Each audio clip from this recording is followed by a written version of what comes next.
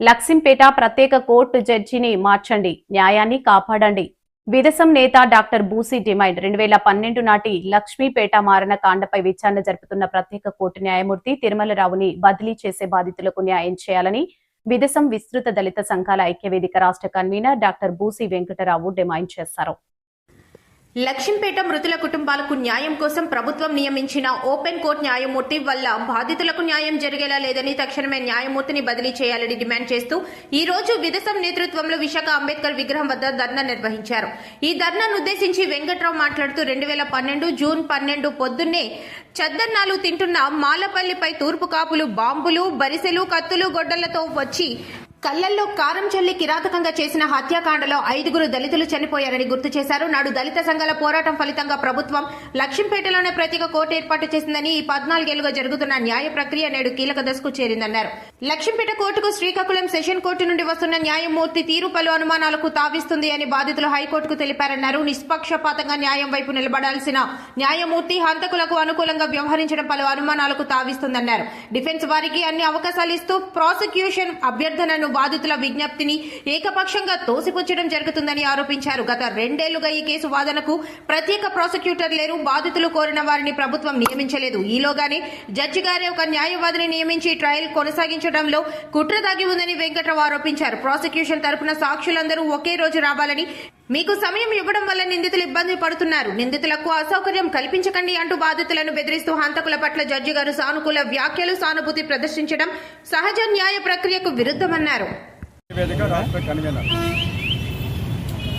2012 June 11వ తేదీన విజయనగరం జిల్లా వంగరు మండలం లక్ష్మీపేటలో జరిగినటువంటి మారణకాండ భారతదేశ ప్రజలు ఇంకా మర్చిపోలేదు. ఎంత దుర్మార్గం అంటే రైతుల ముసుగులో తూర్పు కాపులు మాలపల్లిలో పొద్దున్నే పొలాలకు పోవటానికి చద్దన్నం తినడానికి సిద్ధంగా ఉన్నటువంటి గ్రామస్తులు ఇళ్లలో చొరబడి కారం పొట్లాలు పట్టుకుని, బాంబులు పట్టుకుని, పరిసలు చేతబట్టి, వడ్డలు చేతబట్టి, ఏట పొడవలతో ఇళ్లలోకి దొరబడి ఇంట్లోంచి బయటికి లాగి నరికి చంపితే స్పాట్లోనే 5 చనిపోయారు. ఇది సంచలనమైన భారతదేశంలోనే సంచలనమైనటువంటి కేసు. ఈనాటికి 14 ఏళ్ళు అయింది. దాని మీద దళిత సంఘాలు, ప్రజా సంఘాలు పోరాటం మేరకు ప్రభుత్వం ఒక ప్రత్యేక కోర్టును నియమించింది. ప్రత్యేక కోర్టు అంటే మేము కోర్టుకు కూడా వెళ్ళటానికి భయంకరమైన వాతావరణం ఉన్న పరిస్థితుల్లో మా ఇళ్ల మధ్యనే, మా గ్రామంలోనే కోర్టు పెట్టింది ప్రభుత్వం. ఆ కోర్టు ప్రక్రియ సుదీర్ఘంగా సాగుతున్న నేపథ్యంలో అనేక అడ్డంకులు ఎదురయ్యాయి. ఇవాళ విచారణ తుది దశకు చేరుకున్నప్పుడు ఒక కీలక మలుపు తిరుగుతూ ఉంది కేసు. ముఖ్యంగా ఈ మలుపు ఏంటంటే జడ్జి గారి కేంద్రంగా తిరుగుతుంది.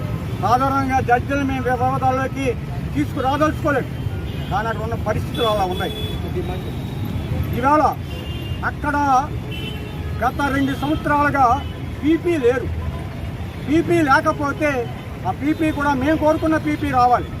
పీపీ లేకపోతే విచారణ తాత్కాలికంగా వాయిదా వేయాలి. కానీ జడ్జి గారు ఏమంటున్నారు తెలుసా? పీపీ లేకపోయినా నేను ఒక లాయర్ని వేస్తాను, విచారణ కొనసాగుతుంది అంటున్నారు. ఒక 6 సాక్షులు సాక్ష్యం చెప్పాల్సి ఉంది. ఎల్డబ్ల్యూ వారు అందరూ ఒకే రోజు రావాలి, వారికి రోజుకొకరికి, రోజుకిద్దరికి నేను సమయం ఇవ్వను అంటున్నారు. రెండో వైపు డిఫెన్స్ లాయర్ ఏమడిగినా వారికి అవకాశాలు ఇస్తూ ఉన్నారు. ఇవాళ ఎలాంటి విషయాలు మీలాంటి ద్వారా బయట సమాజానికి తెలియకుండా ఉండటం కోసం ఆ కోర్టు చుట్టుపక్కల 144 పెట్టారు, మీడియాని నిషేధించారు. పైగా ఆయన ఏమంటున్నారంటే మీరు తొందరగా తేల్చుకోవండి, ఇంతకాలమయ్యా ఆ ముద్దాయిలు తిరుగుతారు, నిందితులు వాళ్ళ మనుషులే కదా, వాళ్ళని హింసించడం సరికాదు అని చెప్పి వాళ్ళ మీద విపరీతమైన సానుభూతి చెప్తున్నారు. అయ్యా జడ్జి గారు, వాళ్ళ మనుషులేనా? మనుషులైతే ఇళ్లలో చొరబడి మనుషులు నడుపుతారా?